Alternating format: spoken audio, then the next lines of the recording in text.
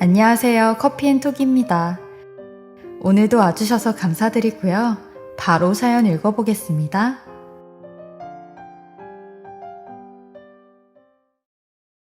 안녕하세요. 저는 올해로 58살이 되었고 대형마트에서 일을 하고 있는 여자입니다. 어느덧 올해도 얼마 남지 않았는데요. 요즘엔 왜 이렇게 나이 드는 게 빠른지 노래 가사말처럼 세월이 야속하기만 한 나날들을 보내고 있어요. 제가 58년을 살면서 이루어 놓은 게 하나도 없다 보니 다른 사람들보다 나이 먹는 게 더 아쉬운 것 같아요. 근데 이번에 또 한 번 제게 힘든 일이 생겨 제 이야기를 해볼까 합니다. 맨날 사연을 들어만 봤지 써본 적은 없기에 부족한 글재주 양해해 주시고 들어주셨으면 좋겠습니다. 이 이야기를 시작하려면 30여 년 전 그때의 일부터 시작을 해야 될 것 같은데요. 제가 시집 식구들과 처음 인연이 닿은 건 병원에서였어요. 당시 23살이었던 제가 직장에서 일을 하다가 갑자기 배가 너무 아픈 겁니다. 정말 태어나서 처음 겪는 고통이었고 한겨울에 식은땀까지 나는데 직장에다간 아파도 아프다고 말을 못했어요. 그때 제가 직장에 들어간 지 얼마 되지 않았는데 신입사원으로 뽑혔을 때도 여자라는 차별을 받으며 불평등한 대우를 받고 있었는데 괜히 아프다고 얘기를 했다가 이러니까 여자들은 안 된다는 그런 소리를 들을까봐 아파도 이를 악물며 참고 있었어요. 게다가 선배 언니들에게도 민폐를 끼치고 싶지 않았기에 더 참았던 것도 있었죠. 아니 근데 이놈의 배는 아픈 정도가 점점 심해지더니 이내 뒤틀리게 쑤시기 시작하는데 저도 모르게 쓰러져 버렸고 눈을 떠보니 응급실이더라고요. 병원에선 급성 맹장이라며 이 질병이 매우 높은 응급성을 가진 병이라 빠른 치료가 필요하다며 바로 수술에 들어가야 된다고 하는데 저는 그것도 모르고 무식하게 참고만 있었던 거죠. 수술을 하려면 보호자 동의가 있어야 하는데 지금 당장 보호자에게 연락을 하라고 하더라고요. 근데 저는 제가 제 보호자였기 때문에 보호자가 없다고 했어요. 왜냐면 저는 10살 때부터 고아로 보육원에서 지냈거든요. 그러니 병원 측에선 아는 사람한테라도 연락을 하라고 하는데 결국 부를 사람이 없어 제가 살고 있던 옥탑방에 세를 준 집주인 아줌마를 불렀어요. 그렇게 부모 없는 서름에 수술도 바로 못하고 한참 동안 기다렸다가 겨우 수술을 받게 되었는데 평상시에는 부모의 빈자리를 잘 못 느꼈었는데 아프니까 너무 서럽고 서글프더라고요. 내 옆에는 정말 아무도 없구나 라는 생각에 그때 처음으로 어린 나이에 가족을 만들고 싶다는 생각이 들었어요. 가족이 있으면 이런 사소한 일에도 다 같이 모이고 해결하고 도와주니 얼마나 든든할까 싶었거든요. 그렇게 수술을 마치고 6인실로 가게 되었는데 거기에선 제가 제일 나이가 어렸어요. 이미 5명의 아주머니들끼리는 서로 친해져 언니 동생하며 지내고 계셨거든요. 그리고 사람들이 병문안을 와서 음료수나 먹을 걸 가지고 오면 나누어 먹는 그런 깔깔거리는 분위기였죠. 제가 수술을 마치고 입원실로 들어가니 무슨 신입이라도 온 것 마냥 다들 궁금해서 저만 쳐다보고 있는데 그땐 저도 수술이 막 끝나 몸이 너무 아파서 진통제를 더 놔달라고 했던 때라 그 아주머니들하고 이런저런 얘기를 할 그런 컨디션은 아니었어요. 그래서 제 자리는 아예 커튼을 치고 있었고 가스가 나올 때까지 해야 하는 걷기 운동 시간 외에는 계속 커튼을 치고 있었죠. 그 아주머니들도 막 시끄럽게 떠들다가도 한 번씩은 조용히 말을 했는데 그때가 제 얘기를 할 때였어요.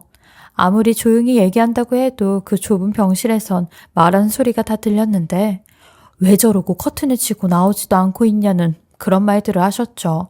저는 그러거나 말거나 신경 쓰지 않고 있었는데 하루는 어떤 인상 좋은 아주머니 한 분이 제 자리에 쳐져 있는 커튼을 살짝 제치며 아가씨, 이거 두유인데 이것 좀 먹어봐. 그리고 웬만하면 이 커튼 좀 치고 같이 얘기도 좀 하고 그래. 병원에서 혼자 그러고 있으면 우울하고 심란한데 아줌마들하고 웃고 떠들면 별로 그런 생각도 안 드니까 태어날 때까지는 웃다가 가요. 라고 하시는데 저도 그 말에 알겠다고 했어요. 이렇게까지 말씀을 하시는데 거기다 대고 싫다고 거절하기가 좀 그랬거든요. 그렇게 저는 퇴원을 할 때까지 제 공간이 없이 5명의 아주머니들과 함께 지냈는데 커튼을 열어놓고 생활을 하니 더 가족이란 존재가 크게 느껴졌던 게 그 아주머니들의 가족들은 매일매일 병문안을 와서 안부를 물으며 서로 챙겨주는데 저는 그런 사람이 없으니 보고 있는 것만으로도 더 힘이 들었어요. 그러니 제게 처음 말을 걸어온 아주머니께서 아가씨는 병원에 입원해서 가족들이 한 번도 안 찾아오는데 부모님이 어디 외국이라도 나가셨나 봐요. 라고 하더라고요. 그래서 부모님이 안 계신다고 고하라고 했어요. 그러니 물어보신 아주머니께서는 아차 싶어 미안하다고 하셨고 주변 아주머니들도 한순간에 조용해 주시는데 그때부턴 다들 제가 불쌍해 보였는지 절 많이 챙겨주시더라고요. 그리고 퇴원을 하는 날 절 제일 많이 챙겨주신 그 아주머니와 함께 퇴원을 하게 되었는데 그 아주머니의 아들이 퇴원 수속을 밟는다고 병원에 왔더라고요.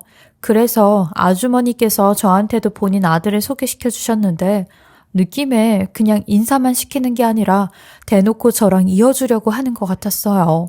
막 본인 아들 어떠냐며 한번 만나볼 생각 없냐고 하셨거든요. 그렇게 저는 병원에서 연이다 아주머니 아들과 만나게 되었고 이 사람과 4년 연애 끝에 결혼을 하게 되었어요. 수술을 받기 전 나도 가족을 만들고 싶다라고 바랬던 제 소망이 현실로 이루어지게 된 거죠. 저는 남편과 4년 동안 만나면서 시어머니와도 정말 가깝게 지냈는데 시어머니는 절 항상 진심으로 대해주셨어요. 제가 고아이다 보니 많이 안쓰러워하시고 딱하게 여기셨지만 단 한 번도 제 앞에서 티를 내지 않으셨고 늘 한결같이 대해주셨는데 저도 너무 감사했어요. 심지어는 시어머니랑 밖에 나가면 사람들이 다들 저를 모녀지간으로 볼 정도였는데 나쁘지는 않더라고요. 이런 시간들이 쌓여 결혼을 하니 저는 더 좋았던 게 서로 알아가려고 하지 않아도 이미 서로에 대해 많이 알고 있으니 그런 시간이 필요하지 않았죠. 뭘 좋아하고 뭘 싫어하는지 다 알고 있었으니까요. 그래서 결혼할 때도 제 사정을 잘 알고 계신 시어머니는 제게 혼수나 예단은 일절 요구하지 않으셨어요. 대신에 조건이 하나 있었는데 몇 년 동안만 시댁에서 같이 살다가 분가를 하라는 그런 조건이었죠. 저야 시부모님께서 그렇게 하라고 하면 당연히 네 하고 해야 되는 입장이었지만 되려 저는 그 제안이 좋았어요. 맨날 혼자서만 지내던 제 삶에 가족이라는 온기가 돌았고 매일 저녁 퇴근을 하고 집에 들어가는 게 설레일 정도였거든요. 아마 저희 시어머니는 제게 그걸 느꼈으면 해서 그런 제안을 하신 것 같았어요. 한 번은 제가 시어머니에게 이런 걸 물어본 적이 있었어요. 어머님은 왜 이렇게 저한테 잘해주시는 거냐고요.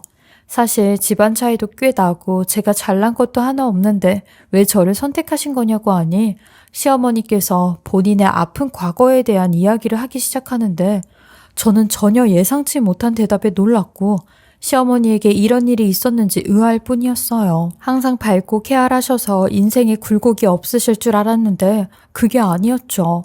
원래는 남편 위로 누나가 한 분 있었대요. 근데 시어머니가 남편의 누님을 시장에서 잃어버리는 바람에 여태까지 실종이 된 상태로 살아왔다는 겁니다. 죽었는지 살았는지도 모르고 살아왔다는데 그때 남편 누님 나이가 4살밖에 안 되었대요. 그래서 시어머니는 고아로 자랐을 본인 딸을 생각해 저한테 잘해주고 싶었다고 하시는데 그 말을 듣곤 저도 가슴이 아팠고 잠깐 시어머니의 진심을 오해해서 죄송스러울 뿐이었어요. 저 또한 시어머니에게 딸 같은 며느리가 되도록 항상 노력을 한다고 했죠. 저희 부부도 결혼을 하니 연애를 할 때랑은 다른 분위기였는데 연애할 땐 매일 저녁마다 헤어지는 게 아쉬워 헤어지기 싫다고 했었는데 결혼을 하니 이젠 그런 일도 없고 주말엔 하루 종일 붙어 있을 수도 있어 좋기만 했어요. 저희 부부끼린 전혀 문제가 없었는데 제가 문제였죠. 부모 복이 없는 저는 부모가 될 복도 없었는지 임신이 안 돼서 병원에 찾아가니 제가 아이를 낳을 수 없는 몸이라는 겁니다. 그 소리를 듣곤 남편뿐만 아니라 시부모님에게도 죄송스러워 고개를 들 수가 없었어요. 기껏 고아인 저를 며느리로 맞았는데 이런 며느리가 여자 노릇도 못하니 제가 얼마나 미울까 싶었고 애가 없으니 남편하고도 끈끈한 정이 안 붙었어요. 결혼을 하고 보니 부부 사이에서도 또 다른 정이라는 게 존재하더라고요. 게다가 남편은 시아버님이 돌아가시면서 물려준 가업으로 더 바쁜 생활을 하였는데 집에 와서까지 일을 하니 저랑은 대화를 할 시간도 부족했죠. 어쩔 때는 저보다 비서랑 더 많은 대화를 나누었는데 제가 이런 걸 좀 서운해하면 시어머니는 본인 아들 편에 들며 남자가 큰일 하는데 자잘한 걸로 신경 쓰게 하지 말아라. 네 남편이 지금 놀고 있냐? 그런 거 일일이 따지고 들면 네 남편 큰일 못해 라며 하루가 멀다 하고 이런 말을 하셨는데 원래는 결혼하고 몇 년만 시댁에서 살다가 분가를 하기로 했던 약속은 시아버님이 돌아가시면서 무산이 되었고 저희가 시어머니를 모시고 살아야 되는 상황이 왔어요. 그러니 저는 남편과 겪는 갈등이 더 배가 되어 시어머니와도 갈등을 겪기 시작했죠. 그리고 사실 제가 남편과 시어머니에게 이런 사랑을 처음 받아봤다가 갑자기 무관심해지니 남편의 비서에게까지 질투를 느끼곤 했어요. 한 번은 그 둘의 사이를 저 혼자 오해해 의심을 품고 남편을 찾아간 적이 있었는데 남편이 비서와 단 둘이 호텔에 들어가는데 그걸 보곤 내가 이럴 줄 알았다 라고 생각해 이 둘을 가만 안 둔다는 심정으로 호텔방을 쳐들어갔는데 세상에 거기서 남편이 외국인 바이어랑 미팅을 하고 있었던 겁니다. 저는 그것도 모르고 문을 발로 차고 나오라며 소리를 지르고 난리를 쳤으니 망신도 그런 개망신이 없었죠. 결국 제 객기로 그 바이어와의 계약은 깨지게 되었고 이 일로 남편이나 시어머니는 절 완전히 의심병 환자로 취급을 하였어요. 특히 시어머니가 제게 엄청나게 뭐라고 하시며 너 그거 병이다. 아니 왜 멀쩡한 우리 아들을 의심하고 있냐고. 멀쩡히 돈 벌어가지고 오는 네 남편을 그렇게 잡고 싶냐? 왜 의심해? 왜 그래? 라고 하시는데 죄송하다며 눈물만 흘렸네요. 남편에게도 미안하다고 하며 이제 두 번 다시 의심하지 않을 테니까 화 좀 풀라고 애걸복걸을 해도 남편은 제게 오만 가지 정이 다 떨어졌다며 저를 쳐다보지도 않는데 몇 년 동안 거의 무늬만 부부로 지내며 아슬아슬하게 결혼 생활을 유지해 나갈 때쯤이었어요. 하루는 제가 점심 약속이 있어 밖에 나갔다가 집에 들어왔는데 저희 시어머니가 마루 한가운데서 주무시고 계시는 겁니다. 그래서 시어머니를 깨워 방에 들어가 주무시라고 하는데 이상하게 시어머니가 축 처져선 아무런 반응이 없는 겁니다. 저는 너무 놀라 시어머니를 좌우로 흔들어가며 일으키려고 하는데 그 순간 시어머니 몸에서 쪽지가 하나 툭 떨어졌고 저는 그 쪽지를 다 읽고는 말이 안 나와 그 자리에 주저앉고 말았어요. 그 쪽지는 저희 남편이 남긴 쪽지였는데 시어머니가 지금 고혈압으로 뒷목을 잡고 쓰러지신 거라며 훈일은 저보고 알아서 처리를 하라는 겁니다. 그리고 엄마가 여태 당신을 잘 챙겨주었으니 이제부터는 당신이 엄마를 챙겨줄 때가 됐다며 우리 엄마를 좀 부탁한다고 하는데 대체 이게 다 무슨 소리인가 싶었어요. 그리고 더 기가 막혔던 건 마지막 줄엔 언젠간 본인이 돌아올 테니 그때까지 자기를 찾지 말아달라는 말을 써놓은 겁니다. 그 쪽지를 보곤 남편에게 화가 났다는 것보다 무슨 일이 생겼구나 하는 짐작이 들었고 일단은 급한 시어머니 먼저 병원에 모시고 가고 그러고 나서 남편에게 연락을 해봐야겠다 싶었어요. 그때 당시 남편이 사업을 하는 사람이었기에 핸드폰이 있었거든요. 근데 역시나 남편은 전화가 꺼져 있었고 쪽지 속 내용처럼 연락 자체가 안 되어버렸는데 회사를 찾아가니 회사 또한 문이 굳게 닫혀져 있는 겁니다. 근데 더 황당했던 건 건물 경비원의 말이었는데 남편의 회사가 벌써 문을 닫은 지 한 달이 넘었다고 하는 겁니다. 혹시 챙겨갈 게 있어서 온 거냐며 이미 늦었다고 빚쟁이들이 돈 될 만한 건 다 가지고 가서 아마 별거 없을 거라고 하는데 이 말을 시어머니한테 어떻게 알려야 될지 도통 모르겠더라고요. 이미 시어머니는 너무 늦게 병원에 찾아간 탓에 한쪽은 쓸 수 없는 편마비가 되었고 지팡이가 없으면 아예 걷지를 못하시는 지경이 되었죠. 경찰에 신고를 해도 돈에 관련된 범죄 실종이 아닌 이상 일반 성인 실종은 기다리라는 말밖엔 해줄 수가 없다고 하는데 정말 절망 그 자체였어요. 저는 혹시나 시어머니가 쓰러지기 전에 남편에게 무슨 말을 들은 게 있는지 물어봤는데 시어머니는 없다고 하더라고요. 본인도 믿을 수가 없다며 대체 이게 무슨 날벼락인지 모르겠다고 하는데 저도 같은 심정이라고 했어요. 그리고 저는 이런 시어머니를 모시며 한 20년을 남편만 목이 빠져라 기다리고 살았어요. 시어머니를 요양원에 맡기고 싶어도 그럴 수가 없었던 게 저를 구해준 시어머니에게 배신을 하는 것 같아 남편 말대로 시어머니는 제가 모시고 있었어요. 시어머니는 저랑 같이 사는 내내 항상 제 눈치를 보곤 했는데 가끔 시어머니 때문에 화나는 일이 생기다가도 시어머니가 안쓰러워 화난 마음이 진정이 되곤 했죠. 남들한테는 20년 동안 남편도 없이 혼자 시어머니를 모시고 있다고 하면 다들 미쳤다고 왜 모시고 사냐고 하지만 제가 시어머니에게 받아왔던 사랑과 정을 생각하면 이렇게 사는 게 맞는 건지 알았습니다. 비록 남편이 20년 동안 나타나지 않아도요. 그리고 작년 시어머니께서 끝내 살아생전 본인 아들 얼굴을 보지 못한 채 지병으로 돌아가시게 되었는데 저 또한 끝까지 시어머니의 며느리로서 상주 역할을 다 했어요. 사람도 많이 찾아오지 않던 장례 이틀날 저 멀리서 어떤 건장한 청년과 중년의 여자가 제 앞에 나타나 인사를 하는데 저는 처음 보는 사람들이었고 유심히 그 얼굴을 들여다봤어요.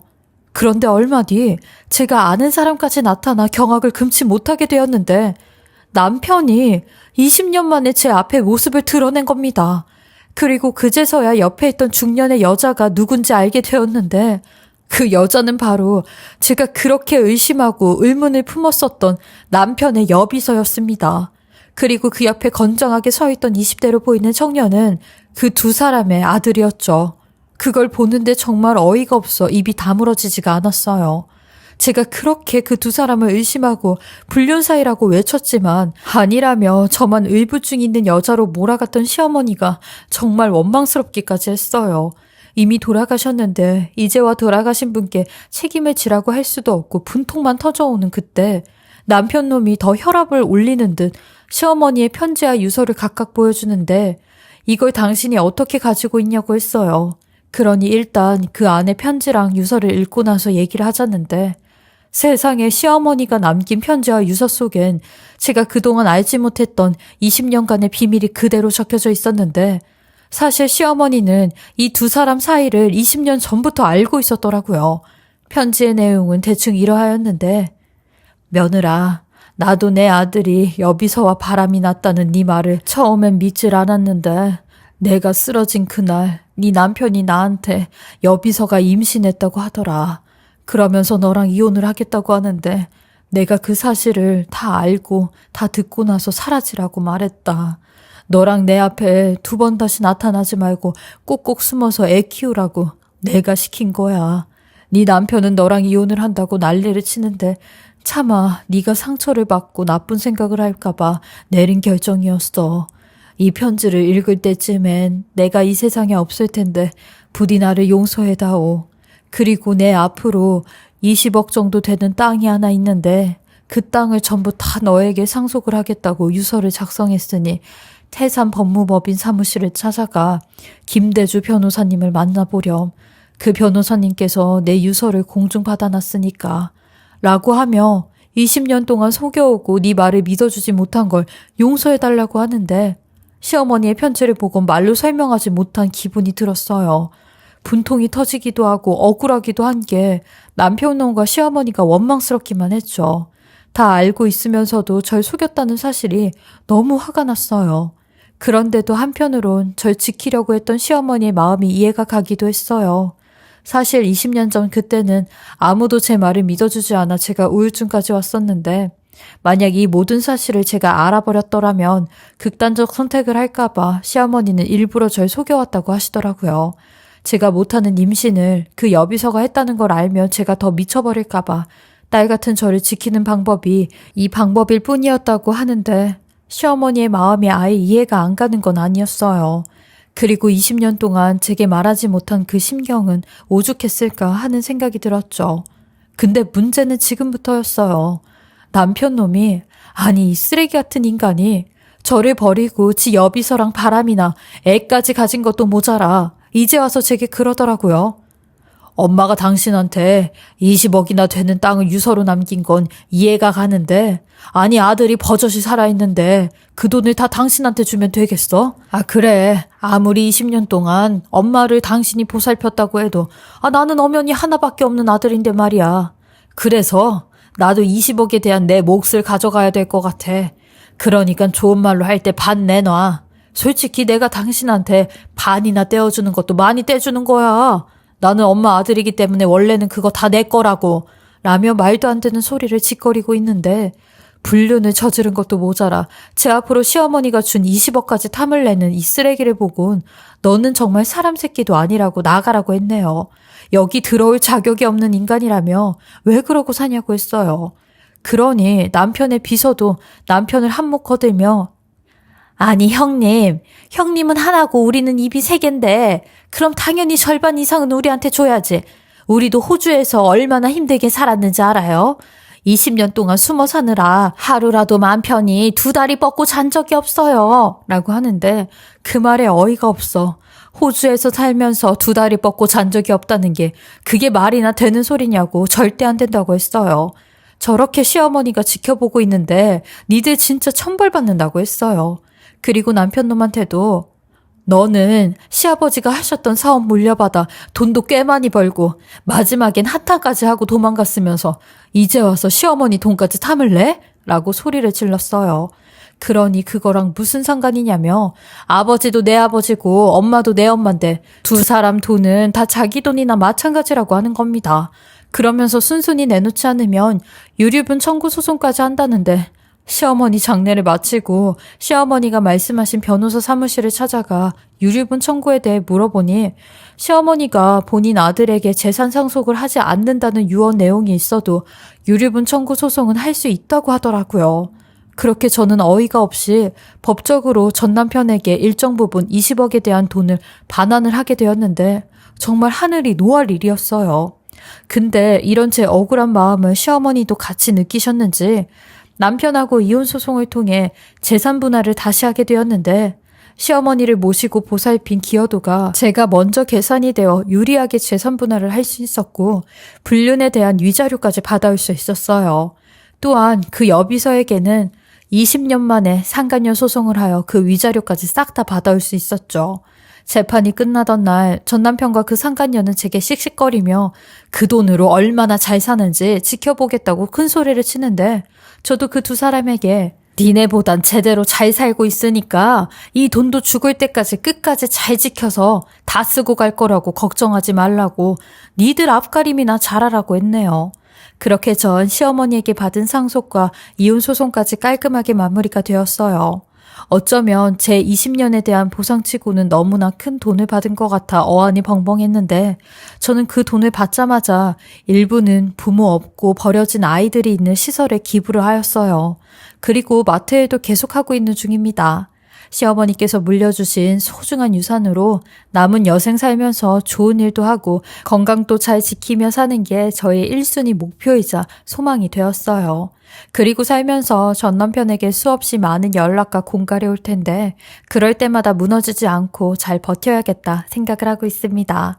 저의 긴 이야기 끝까지 들어주셔서 감사하고 올 한해 누구나 다 힘든 시기였을 텐데 남은 기간도 힘내시고 내년에는 더욱 좋은 일만 있길 기원하겠습니다.